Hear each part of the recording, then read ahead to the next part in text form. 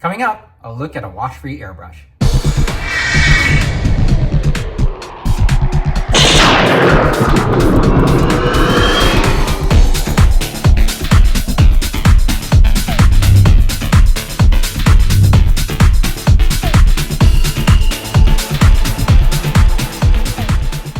Well, hey guys, and welcome back to the channel. I have a brief video for you here. It's going to be a product review of this wash-free airbrush.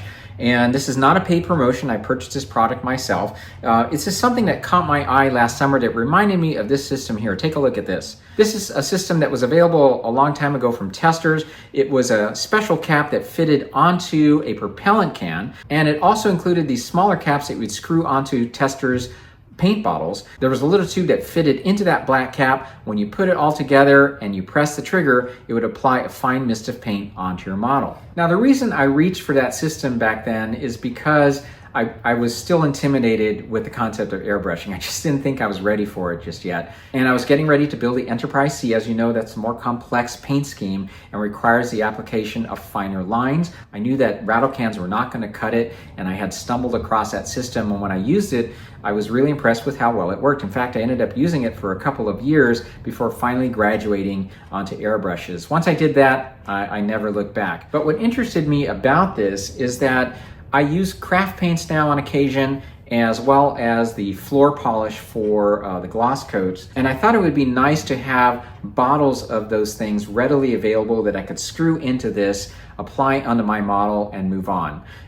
Rather than pouring that stuff into my airbrush, I'd have them all ready to go. And that's how it's worked out. I've used this now for a couple of months, and it's pretty much worked out as I intended. So what I like to do here is show you what comes with this little box here. I'll put it together, show you some examples of how it sprays onto models, and then I'll give you some closing comments here at the end. So inside the box comes your airbrush. This is the trigger. This, of course, is where the air hose hooks up. I'm putting on a quick release valve that does not come with the airbrush. And this is where you screw on the bottles of paint. Now it comes with another piece here, and this actually allows you to use paint pens as a paint source. I don't use paint pens a whole lot, but it's something that if you do have those available, you can use it as your source. And it comes with these here. These are just airbrush holders that attach to their specific rack.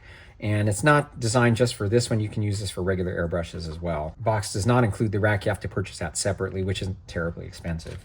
Now, I decided to purchase more needles. There are some that come with the kit, but you can see these are 0.3 and 0.5 needles.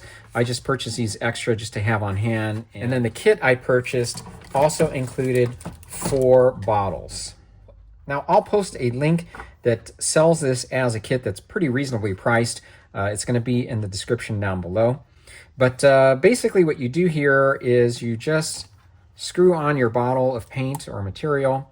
It fits into this here, and you have to position it so that the needle is about even with your nozzle. And once that's all set, you're ready to airbrush. Now let me take a minute just to show you a few more things here about the bottle. This is how the bottle comes with the needle inside and a tube that hooks into the main cap. The cap is divided into 2 sections. The needle actually slides into this part, and this screws on to the bottom side of the cap. The tube feeds down into the paint source, or in this case, the gloss coating. And as I showed you, it screws onto the airbrush, and you have to align it properly in order for it to spray. So this is the airbrush now with a 0.3 millimeter needle, and I have Vallejo's light gray surface primer in the bottle. This is now the brush with a 0.5 millimeter needle, again using the primer. And some examples of the airbrush being used on some projects. Here I am applying primer onto a bust. This is black craft paint being painted onto a figure.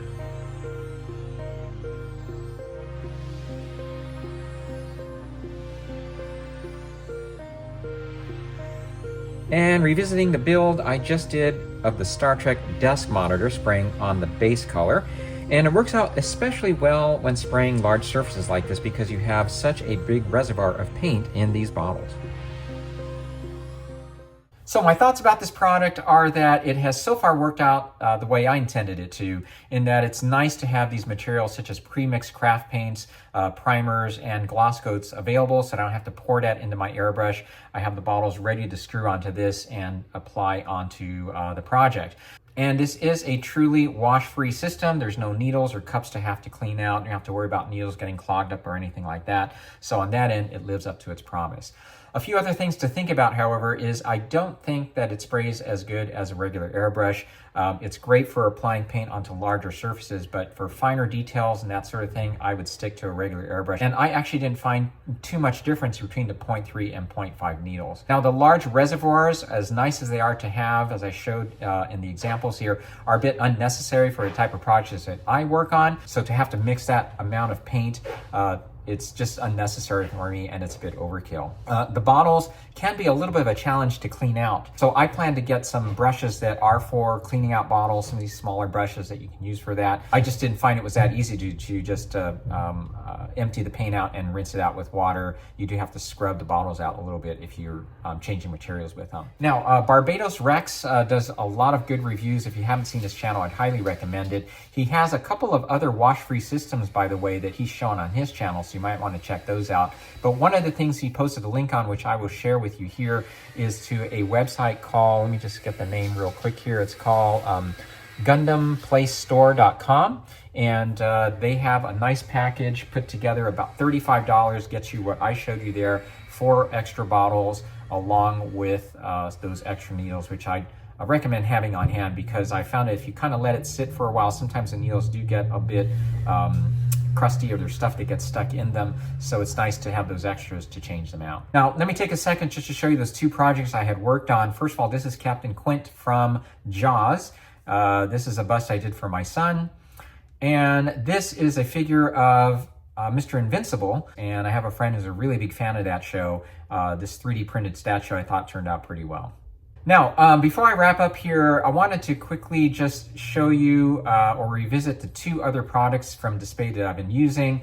One I've shown a number of times, and that's the Rotary tool, and the other, however, is the sander, which I know I've used on the channel and shown you, but I just thought I'd give you a brief look at that before we wrap up. Okay, well, here we have the DSPAIE reciprocating sander, and this is the unit itself. It has an oscillating head. And the kit includes 8 attachments inside this case here, with various shaped heads onto which you place the sandpaper, which has an adhesive on one side. So the kit itself comes with 2 sets of sandpaper. You can buy more. They range in grits from 180 to 1000.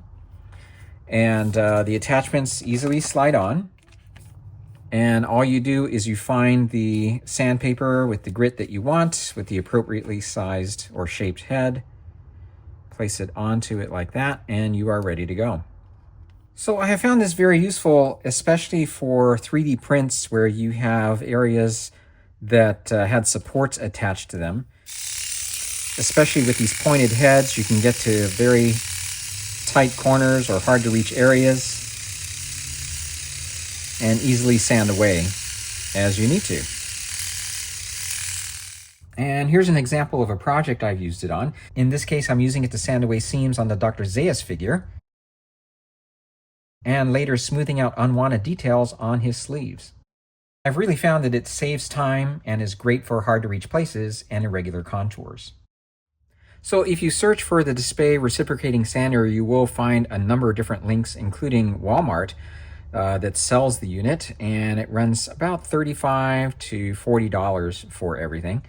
And I do think it's a really handy tool to have. It's rechargeable, and once you charge it, a single charge can last for a while. Now, I've shown this a number of times. This is a tool I've had now for at least a couple of years. This is the DSPAIE Rotary tool, and it's also a rechargeable unit. It comes with a variety of attachments here. And these just slide into the unit. You secure them with the small Allen wrench. You can see there are various shapes that are included here. I have found a lot of use for the pointed ones. Again, just allows me to get into really tight spaces, especially when I'm trying to sand away some of the supports on 3D printed models, or just trying to get into a cramped space to reshape and sand.